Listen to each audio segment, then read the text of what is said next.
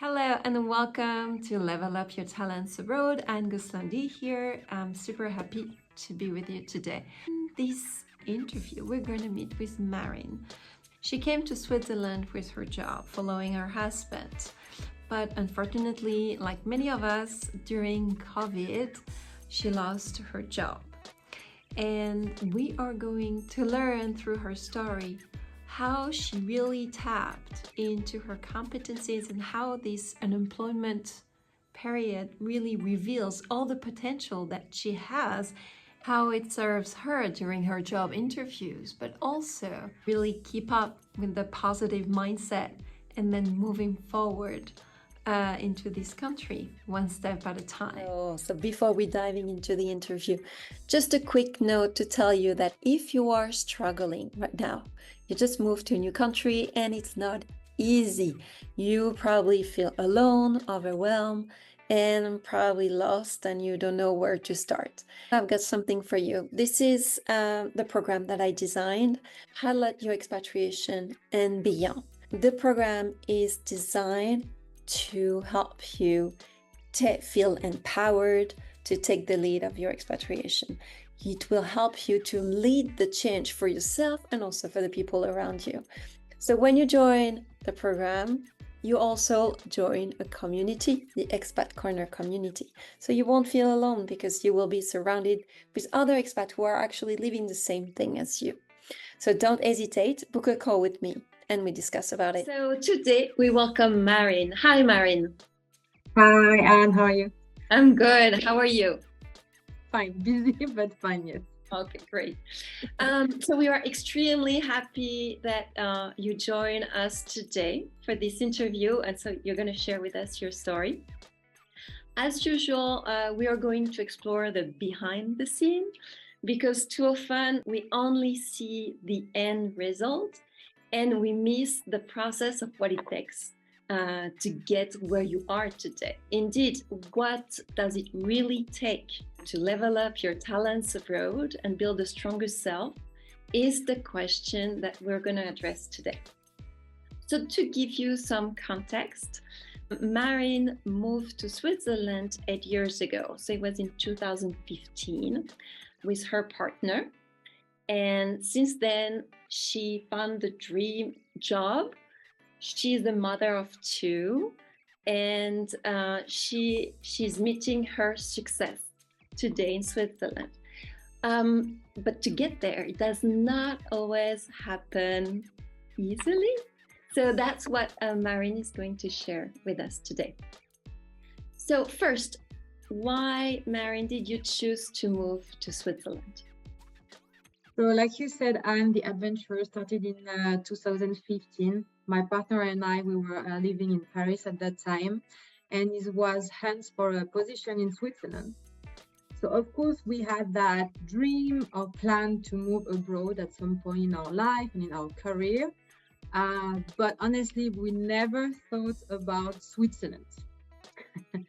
And once we got the job offer, we decided to take the leap as it felt really like a one-time opportunity for us. And we had been in Switzerland before that because we had friends who were living there. And we knew that it would be a completely different life than what we were experiencing in Paris. But so far, we are very happy to be here. Oh, that's great. So how did you manage your professional, because it's not always easy. So you follow your partner, and sometimes you have expat women, they follow their husband, they have to leave their job behind, their career behind. So for you, how did your how did you manage your professional transition to Switzerland? Yes. So the first year I was traveling back and forth. So basically, I was living in my suitcase for a year, traveling on the weekends between Lausanne and Paris. I was still working in Paris, and my husband-to-be was not yet my husband at that time, but was working and living in Lausanne. So for 1 year, I did that. And afterwards, I had the opportunity to get a position here in Switzerland, an opportunity that was offered by my employer at the time. so to work here on the Swiss market. And that's how I really moved to Switzerland. Okay, so you basically had the same position in France. They transfer you to Switzerland for Swiss market, right? Yes, exactly. So I had the Swiss market, but also other European markets. And it was the same position, so a sales management position for the Swiss market. Okay. But then in 2019, as you know, I had my first baby. Mm-hmm. And then my contract ended. So it was the first time that I was unemployed, and that I had to look for a job on the Swiss market. So yeah, new experience. Yeah. Can you tell us more about this situation? You were a new mom, COVID plus the job that is ending. So yeah. How did this global situation make you feel? So at first I thought that I would find quite easily a new job, because I was on the market for some time. I had a network, I knew the Swiss market, and of course I had the working permit. Mm-hmm. But it did not go as planned at all, because as you said, COVID hit in 2020. I was in several hiring process, so I was like super enthusiastic about everything, and then everything shut down. All the interviewers went radio silent, and the job market was down. So what's going on in your head at that? Exactly. So I guess you were super exciting, and all of a sudden, like, it crashed. All the doors went closed, literally. So first of all, I was grateful because it really gave me the opportunity to spend more time with my son. Mm-hmm. So that was really, I would say, a positive side. And of course, I had much more time than I would have expected for a long period, because it lasted for months, right? This situation.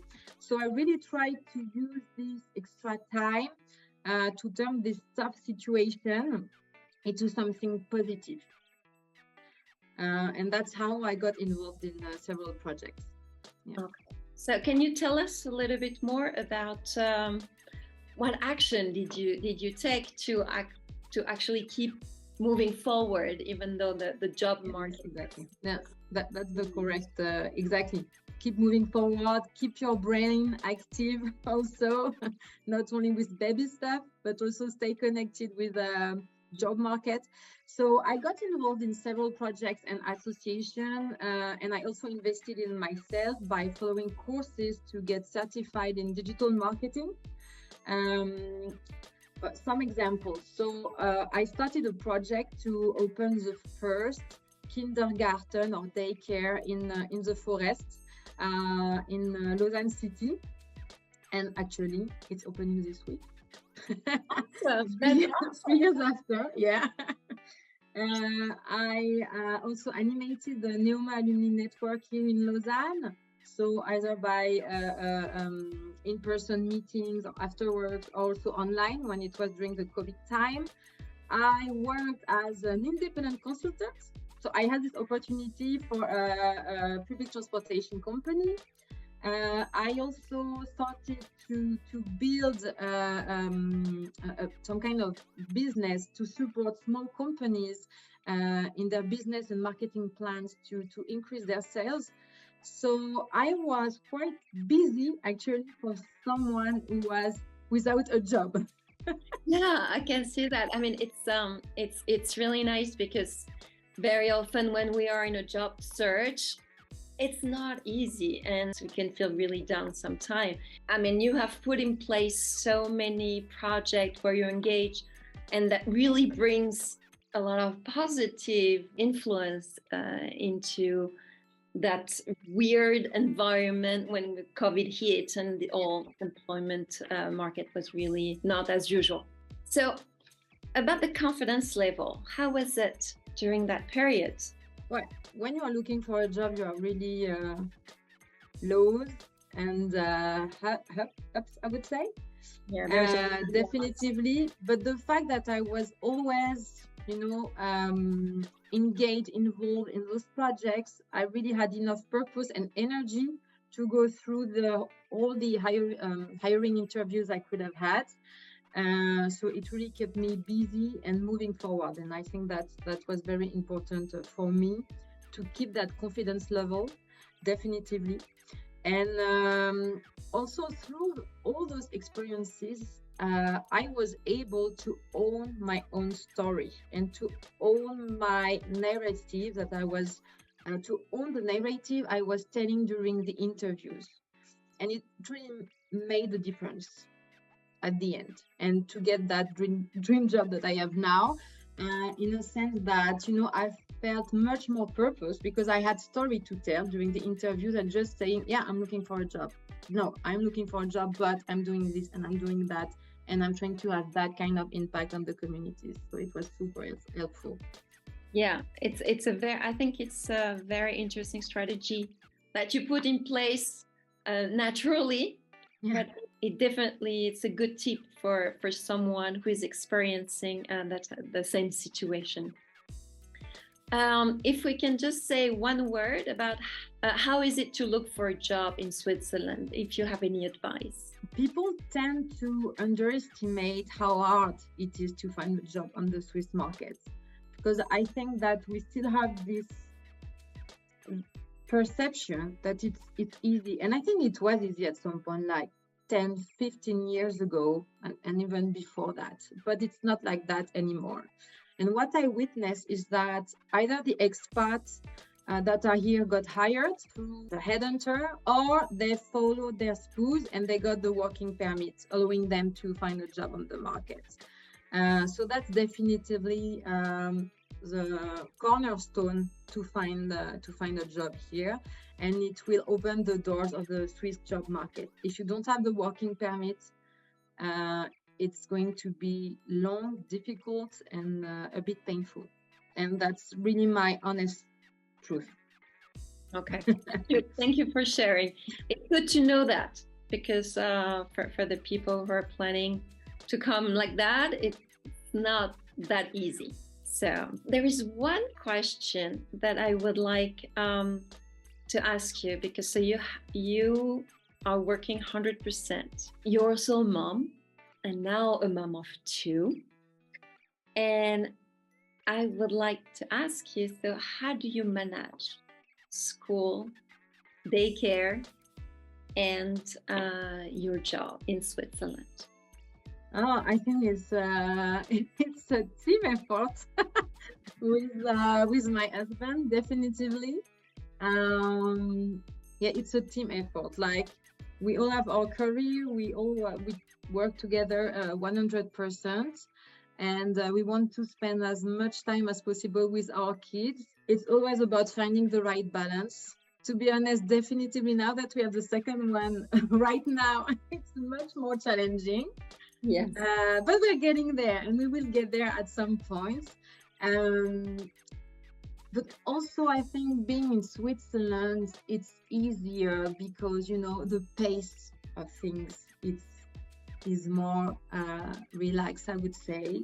I'm not, rushing everywhere. I don't have to take the metro.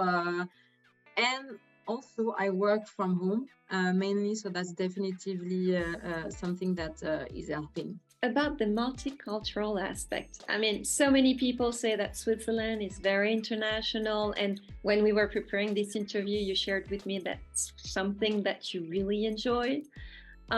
So in Switzerland, how does it look like at work or in your daily life? How does this multicultural environment is? Yes, so at work, I think it's really mainly through my clients that I have the chance to work with, where I have the chance to work with people really from around the world. And that's the thing also about the job market here in Switzerland, just to circle back on that, because it's like highly competitive. So you really have people from all over the world working here. And at my clients, it's exactly that mirror. I have people from, South Africa, Eastern Europe, everywhere. So that's what I really like, obviously. And outside of work, when you are expat, most of the time it's easier to connect with the Swiss people. With the international people, I would say. But sorry for the lapses, because actually with my husband we have a lot of Swiss friends. So that's why. So yeah, I mean, you're totally immersed. Yes, in this multicultural environment with the Swiss and the international people, like it's all blended, right? Yes, exactly. And as a mom, also, it's really nice to have all this kind of cultural background, because you can really share your experiences and how it's going on in the other countries and what is happening for you here, and you don't have your family with you neither. So it's it's a really good support also. Yes. Awesome. What language are you speaking most often? French, English, obviously, and not German. But if you speak German, that's super interesting for the Swiss market, definitely. Yes. Okay. So if there is one thing that stood out to you that you would like to share with us, perhaps a story that caught up your attention. No, I would say that being here and having to find a job, I really had to, let's say, get out of my comfort zone. And it really opened new opportunities for me that for instance, the job that I have right now, I don't think I would have applied if I would have stayed in Paris. But here you have more opportunities to explore new sector, or do something completely different, because the companies will look what's the talents that are already in the market, and they are willing to take someone who doesn't have all the competencies or not everything, because they are already here, they already have the knowledge of the Swiss market. And so that's how now I'm working in tech, while I was really having a background in FMCG and retail. So it's quite a gap between the two, but it's super interesting. Yeah, I guess it's there is also another alumni that she was working in FMCG and she moved to an industry. So it's interesting to see how here in Switzerland you can move sector easily. Yes, exactly. That's awesome. Thank you so much for sharing. In conclusion, if you look at your experience abroad as a whole, what would you have done differently? It's easy. I would have invested more in German lessons. Yes, because I speak a little bit, but not enough. And I think that at some point, maybe I lost some opportunities, or maybe in the future I will lose opportunities because my German is not good enough. But honestly, there's also plenty of things to do here in Switzerland. So it's okay not to speak German. Okay. What soft skills do you think you have developed over the years? And how do they play a role today in your decision as a mom, as a wife, as a manager? The soft skill that I've developed the most here in Switzerland is connecting people. And I started with 𝗂'𝘃𝗲 alumni, actually, because it was not my strength really to go to networking events, but by starting organizing them, I felt more confident.